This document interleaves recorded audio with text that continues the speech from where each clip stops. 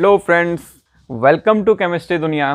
तो फ्रेंड्स, आप लोगों का बहुत बहुत शुक्रिया, थैंक यू वेरी मच हमारा 1K सब्सक्राइब करने के लिए। तो इसी तरह फ्रेंड्स, आप हमारे केमिस्ट्री दुनिया फैमिली से जुड़े रहिए। हम और भी बेहतर कंटेंट आप पे प्रोवाइड करेंगे, ठीक। और फ्रेंड्स, एक और अनाउंसमेंट है, जिसको भी वेक्टर्स में प्रॉब्लम है, क्लास 12 बच्चे जिसको भी वेक्टर में प्रॉब्लम है जिन लोगों को, तो हमारा क्लास 11 का वेक्टर का लेक्चर अपलोड होने शुरू हो गए हैं। तो आप क्लास 11 के लेक्चर्स में जाके देख सकते हैं, और हमने प्लेलिस्ट भी बाकायदा बना दिया है, तो आप जाके देख सकते हैं। तो फिर से once again thank you 1K subscribe के लिए। चलिए आज हम नया टॉपिक शुरू करते हैं। टॉपिक है कि हम प्रॉपर्टीज़ पढ़ रहे हैं, इलेक्ट्रिक फील्ड लाइंस की प्रॉपर्टीज़ क्या है। कभी कभार ये टॉपिक्स बोर्ड में पूछ देता है, कभी कभार ये पूछ देता है 2 मार्क्स या 4 मार्क्स में, कभी कभार पूछ सकता है कि आप बताइए इलेक्ट्रिक फील्ड लाइंस की प्रॉपर्टीज़ क्या है। तो इसको ज़रा आप अच्छे से पढ़िए। और हाँ, इन प्रॉपर्टीज़ का यूज़ आपका आगे आएगा, तो आगे के चैप्टर्स में इलेक्ट्रिक फील्ड लाइंस की बाकायदा प्रॉपर्टीज़ का यूज़ आएगा, एप्लीकेशन आएगा, तो आप इनको ज़रा ध्यान से देखिए। पहली प्रॉपर्टीज़ क्या कहती है? पहली प्रॉपर्टीज़ कहती है कि इलेक्ट्रिक फील्ड लाइन, इसको शॉर्ट फॉर्म में लिख रहे हैं EFL, मतलब electric field lines originate from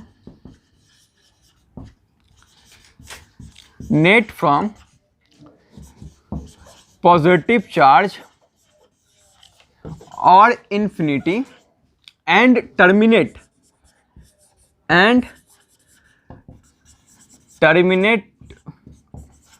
to the negative charge और infinity। देखिए गाइस, इसका मतलब क्या है? कह रहा है कि इलेक्ट्रिक फील्ड लाइंस जो है हमारा, वो पॉजिटिव चार्ज से ओरिजिनेट होती है। इलेक्ट्रिक फील्ड लाइंस हमारा पॉजिटिव चार्ज से ओरिजिनेट होती है और इन्फिनिटी तक जाती है, और जो टर्मिनेट हमारा निगेटिव चार्ज है, उस पर इलेक्ट्रिक फील्ड लाइंस आके टर्मिनेट होती है। यानी निगेटिव इन्फिनिटी से कोई भी इलेक्ट्रिक फील्ड लाइंस है, वहाँ से जो आ रही है, तो वो हमारा निगेटिव चार्ज पर टर्मिनेट होती है, और हमारा पॉजिटिव चार्ज से इलेक्ट्रिक फील्ड लाइन ओरिजिनेट होती है।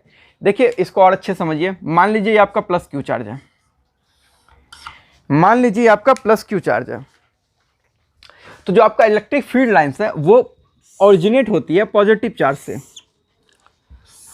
देखिए, इसका कहने का मतलब हुआ, ये जो इलेक्ट्रिक फील्ड लाइंस है वो पॉजिटिव चार्ज से ओरिजिनेट होती है। ये डायरेक्शन है अबे, इसका मतलब हुआ ओरिजिनेट हो रही है, ओरिजिनेट होके electric field line positive charge से जा रही है, और आपका जो निगेटिव चार्ज है उस पर आके वो मिलती है, टर्मिनेट होती है। मान लीजिए कोई निगेटिव चार्ज है आपका, इन्फिनिटी से कोई लाइंस आ रहा है, वो आपका निगेटिव चार्ज पे आके मिलता है।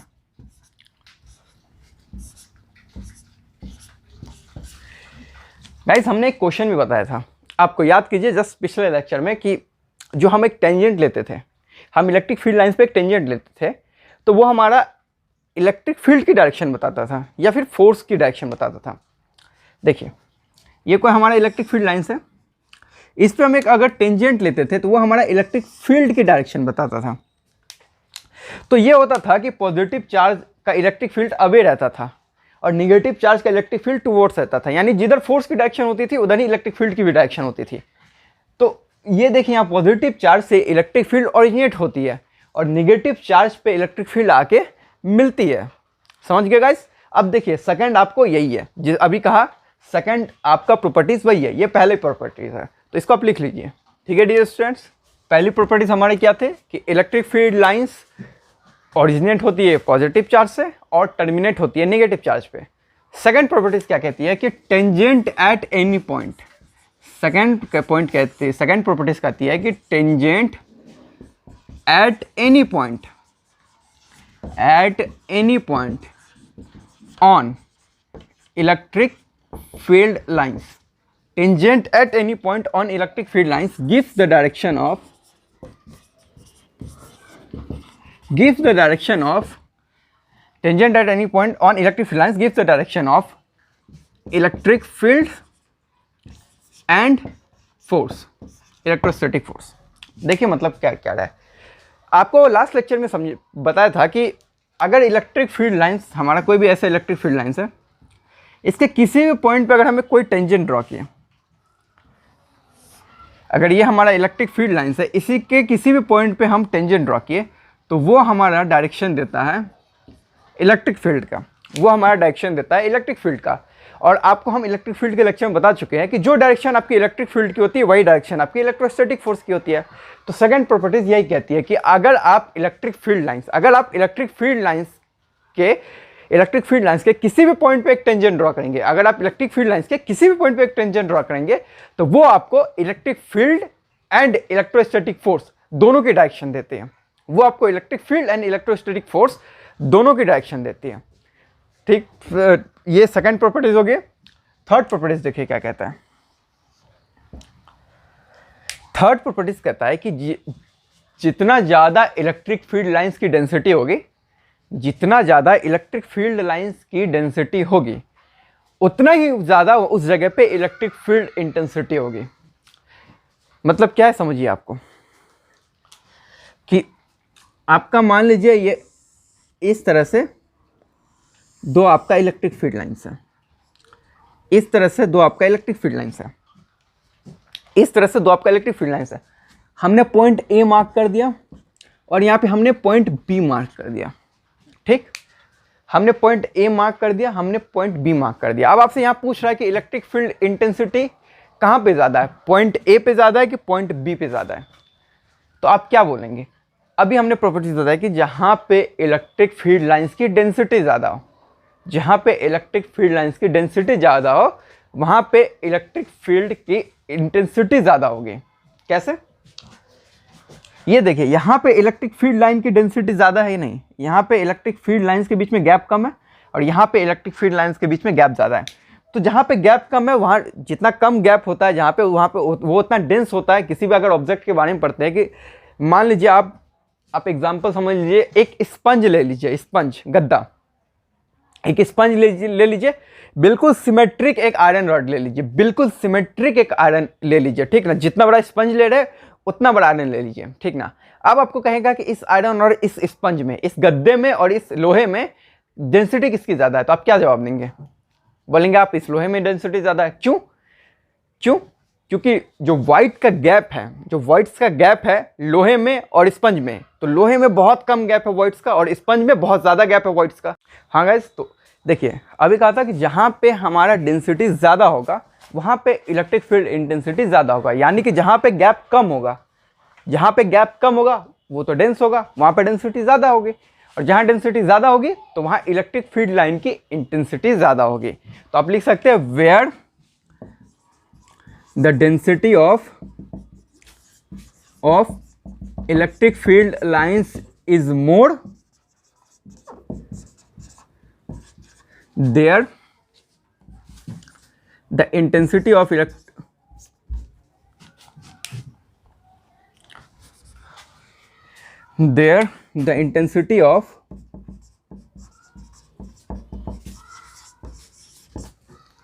electric field is high। मतलब जहाँ पे हमारा डेंसिटी ज़्यादा हो, जहाँ पे इलेक्ट्रिक फील्ड लाइंस की डेंसिटी ज़्यादा हो वहाँ पे जहाँ पे हमारी इलेक्ट्रिक फील्ड लाइंस के बीच में गैप कम हो तो ऑटोमेटिकली वहाँ पे डेंसिटी ज़्यादा होगी। जहाँ पे डेंसिटी ज़्यादा होगी तो वहाँ पे इलेक्ट्रिक फील्ड इंटेंसिटी ज़्यादा होगी। तो ये हमारी थर्ड प्रॉपर्टीज़ है। चलिए नेक्स्ट प्रॉपर्टीज़ पढ़ते हैं। चलिए स्टूडेंट्स, हम चौथी प्रॉपर्टीज़ पढ़ते हैं। चौथी प्रॉपर्टीज़ कहती है कि दो इलेक्ट्रिक फील्ड लाइंस एक दूसरे को कभी इंटरसेक्ट नहीं करता है।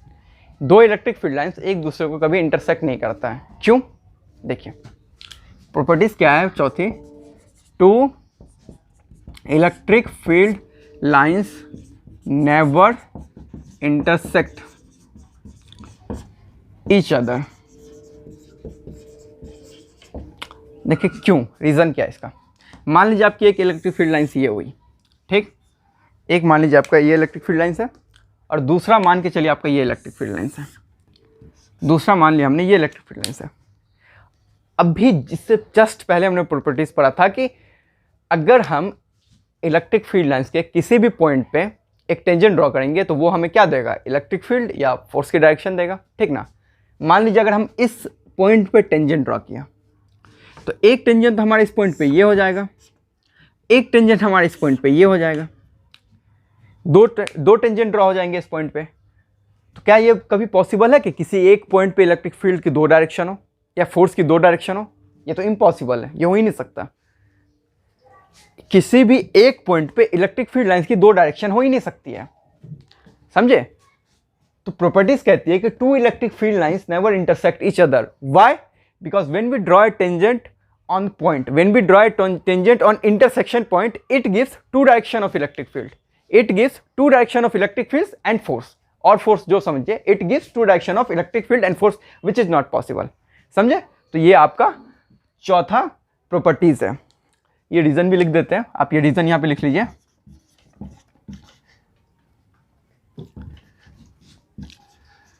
रीजन लिख लीजिए, when we draw a tangent on intersection point, it gives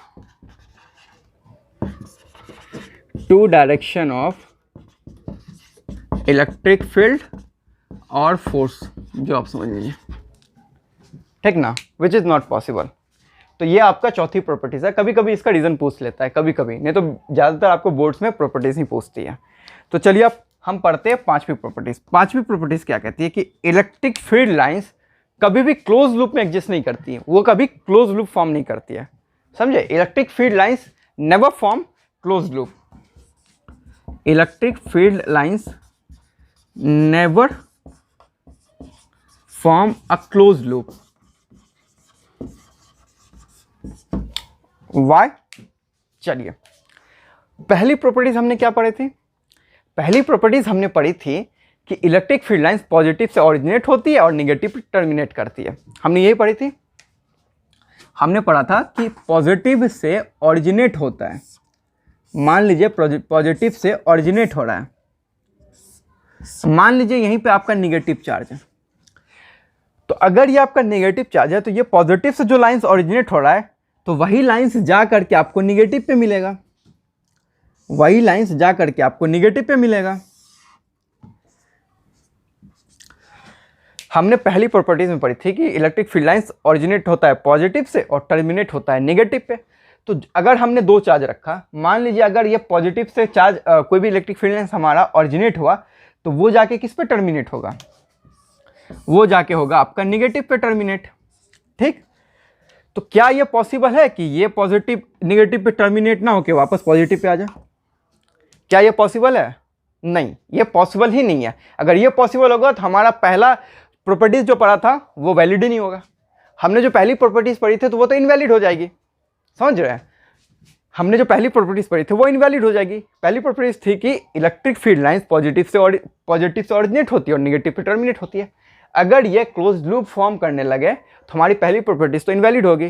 तो इसलिए इलेक्ट्रिक फील्ड लाइंस कभी भी क्लोज लूप फॉर्म नहीं करते हैं, समझे students? Dear students, electric field lines कभी भी क्लोज लूप फॉर्म नहीं करता है, ठीक है? इस पे एक जेई का क्वेश्चन भी अभी मैं आपको करवाऊंगा नेक्स्ट प्रॉपर्टीज के बाद, ठीक है स्टूडेंट्स? तो इलेक्ट्रिक फील्ड लाइंस क्यों क्लोज लूप फॉर्म नहीं करती हैं? एक रीज़न तो आपका ये हो गया कि ये पॉजिटिव से ऑरिजिनेट होती है और निगेटिव पे जाके टर्मिनेट होती है, समझे? ये पॉसिबल ही नहीं कि ये पॉजिटिव से ऑरिजिनेट होकर वापस पॉजिटिव पे चले जाए, क्योंकि हमारा प्रॉपर्टीज 1 फिर इनवैलिड हो जाएगा। एक और रीज़न इसका देखिए, आपको पता है इलेक्ट्रोस्टैटिक फोर्स क्या है, कंजर्वेटिव या नॉन कंजर्वेटिव? कंजर्वेटिव फोर्स है भाई। इलेक्ट्रोस्टैटिक हमारा क्या है? कंजर्वेटिव फोर्स है। और आपने क्लास 11th में पढ़ रखा हो कि कंजर्वेटिव फोर्स जो अगर कोई भी क्लोज लूप है, अगर कोई भी क्लोज लूप है तो उसमें work done by conservative force होता है, work done by conservative force होता है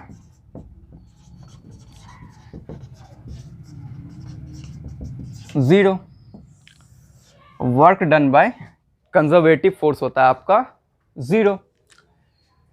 लेकिन यहां पे अगर ये हमारा क्लोज लूप फॉर्म कर दे इलेक्ट्रिक फील्ड लाइंस और हम किसी पॉइंट पे एक टेंजेंट ड्रॉ किए, तो वो किसकी डायरेक्शन देगा? फोर्स का। तो मान लीजिए हमने फोर्स यहाँ लिख दिया क्यू ई, हमने लिख दिया फोर्स क्यू ई, ठीक? और ये क्यू ई इस डायरेक्शन में क्यू इधर लग रहा है, अगर यहाँ पे ड्रॉ किए तो इसमें क्यू इधर लगेगा, इसमें क्यू ई इधर लगेगा। अगर हम इसका वर्क डन निकालें, अगर मान लीजिए इसका हम वर्क डन निकालें तो ये क्या आ जाएगा, ये आ जाएगा QE इंटू 2πr। और आपको पता है कि कंजर्वेटिव फोर्स के द्वारा जो वर्क डन होता है वो 0 होता है, और यहाँ पे हमारा वर्क डन आ रहा है Q इंटू 2πr, जो फिर इनवैलिड है, जो पॉसिबल नहीं है, जो पॉसिबल नहीं है।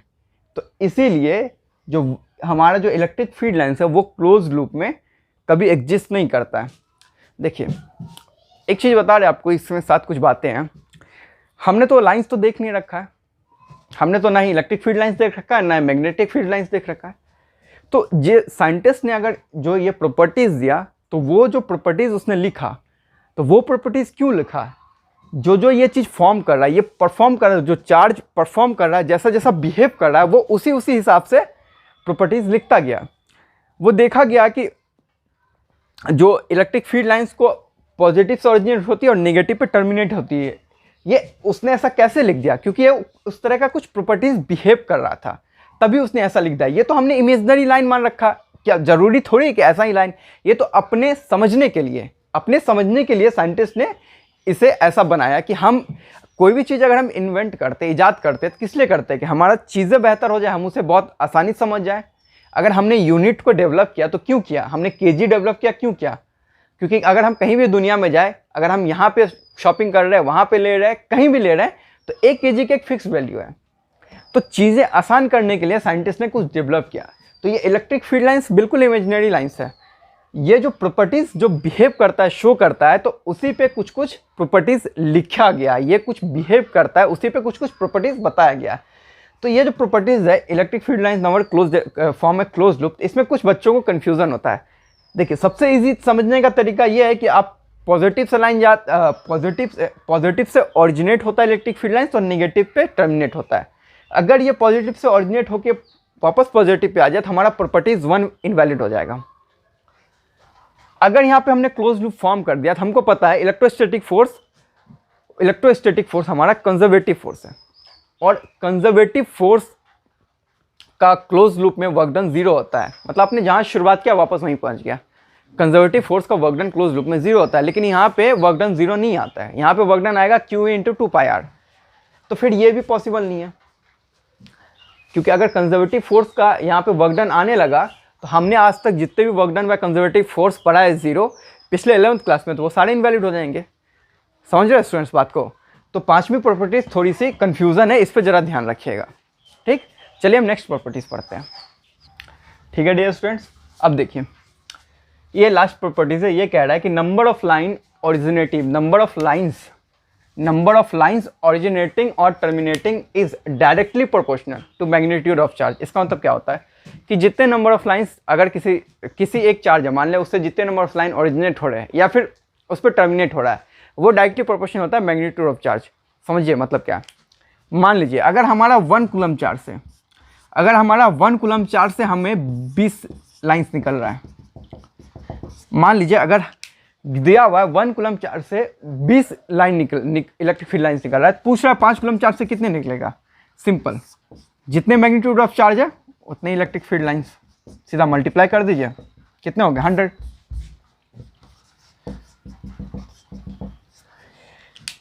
इस प्रॉपर्टीज का यही मतलब है कि जितने भी नंबर ऑफ लाइन्स या तो ओरिजिनेट हो रहे हैं या तो टर्मिनेट हो रहे हैं, वो डायरेक्टली प्रोपोर्शनल है मैग्नीट्यूड ऑफ चार्ज से। अगर कोई 1 coulomb charge 20 electric field lines they रहा है तो 2 कूलम कितना देगा, 40। सिंपल। अगर 1 कूलम 20 दे रहा है तो 2 कूलम 40 देगा।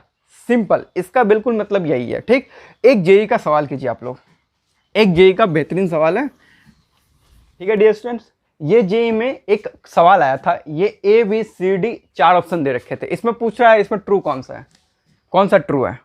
तो ये जेई का सवाल था, शायद 2014 या 15 का था, ध्यान नहीं मुझे।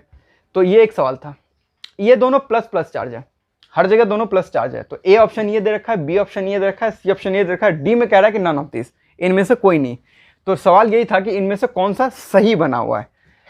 तो देखिए हमने पहली प्रॉपर्टीज पढ़ा था कि इलेक्ट्रिक फील्ड लाइंस ओरिजिनेट करता है पॉजिटिव से और टर्मिनेट होता है नेगेटिव पे। ठीक, ओरिजिनेट होता है पॉजिटिव से और टर्मिनेट होता है नेगेटिव पे। तो यहाँ पे क्या देख रहे हैं आप कि हमारा पॉजिटिव से लाइन हो रहा है और पॉजिटिव पे जाके टर्मिनेट हो रहा है, तो ये ऑप्शन तो इनकरेक्ट हो गया। सी ऑप्शन तो पहले इनकरेक्ट हो गया, सी ऑप्शन इनकरेक्ट है, सी ऑप्शन इनकरेक्ट है। अब देखिए दूसरा क्या कह रहा है, ये हमारा प्लस लाइन है, ये भी प्लस लाइन है, इससे भी चार्ज ऑरिजिनेट हो रहा है, इससे भी चार्ज ऑरिजिनेट हो रहा है। आपको पता है जब सेम नेचर के चार्ज होते हैं तो रिपेल करते हैं। क्यों रिपेल करते हैं? यहाँ पे तो कुछ है ही नहीं, इधर भी लाइन जा रहा है, इधर भी लाइन जा रहा है, यहाँ तो कुछ पता ही नहीं चल रहा है। यहाँ ये भी प्लस रखा हुआ है, ये भी प्लस रखा हुआ है, और अभी आपने पढ़ा कि सेम नेचर के चार्ज रिपेल होते हैं। तो इनमें और इनमें आपको कौन सा ज़्यादा ऑप्शन सही लग रहा है? ये ए ऑप्शन है और बी ऑप्शन में कौन सा सही लग रहा है? देखिए यहाँ पे लाइन्स एक दूसरे से रिपेल कर रहा है, यहाँ पे लाइन कोई रिपेल नहीं कर रहा है एक दूसरे पे, ये अपने ओरिजिनेट होके बस जा रहे हैं। तो ये ऑप्शन भी इनकरेक्ट है। अगर ये ऑप्शन इनकरेक्ट है, ये ऑप्शन इनकरेक्ट है, दो ऑप्शन तो इनकरेक्ट हो गया, बचा दो ऑप्शन। इसमें ये देखा गया कि हाँ पॉजिटिव चार्ज एक दूसरे को रिपेल करती है, तो इसका मतलब इलेक्ट्रिक फील्ड लाइंस भी एक दूसरे को रिपेल करेगी, इलेक्ट्रिक फील्ड लाइन भी रिपेल करेगी। तो ये ऑप्शन आपका करेक्ट है। यहाँ देखिए Q से इलेक्ट्रिक फील्ड लाइंस निकल रहा है, प्लस Q से निकल रहा है, और ये दोनों एक दूसरे को रिपेल कर रहे हैं। तो एक ये जेई का सवाल था, एक जेई का सवाल था, एक और जेई का सवाल था, मुझे उसका ऑप्शन याद नहीं आ रहा है, लेकिन मैं आपको उसका आंसर बता देते हैं, मुझे वो आंसर याद है। उसका आंसर ये था कि एक प्लस Q चार्ज दे रखा था और एक माइनस Q चार्ज दे रखा था। वही सेम इलेक्ट्रिक फील्ड लाइंस पे ही सवाल था। उसमें था कि प्लस Q चार्ज से ऐसा लाइन जा रहा है, ऐसा लाइन जा रहा है, और माइनस Q से भी लाइन जा रहा है।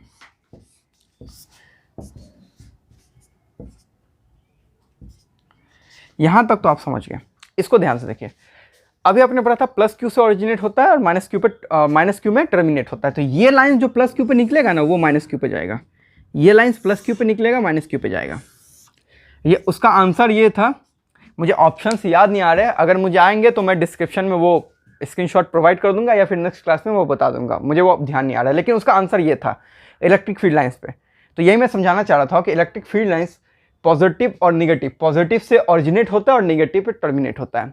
अगर दोनों सेम नेचर के चार्ज होंगे तो ये उसकी जो लाइंस है ये रिपेल करेगी, एक दूसरे को रिपेल करेगी। समझे डियर स्टूडेंट्स? तो आज यहीं पे हमारा लेक्चर्स ओवर करते हैं। तो वंस अगेन आपका 1K सब्सक्राइब के लिए थैंक यू। तो फिर मैं नेक्स्ट टॉपिक लेके आऊँगा, थोड़ी सी वो अच्छी टॉपिक है, तो आप उस पर नेक्स्ट ज़रा ध्यान रखिएगा। थोड़ी बहुत अगर किसी को काइनेमेटिक्स में प्रॉब्लम है तो एक बार काइनेमेटिक्स पढ़ के आइएगा, क्योंकि नेक्स्ट टॉपिक थोड़ी काइनेमेटिक्स से रिलेटेड है। Okay, thank you very much. और हमारे केमिस्ट्री दुनिया को आप सब्सक्राइब कीजिए और इस वीडियो को ज़्यादा से ज़्यादा शेयर कीजिए। Thank you.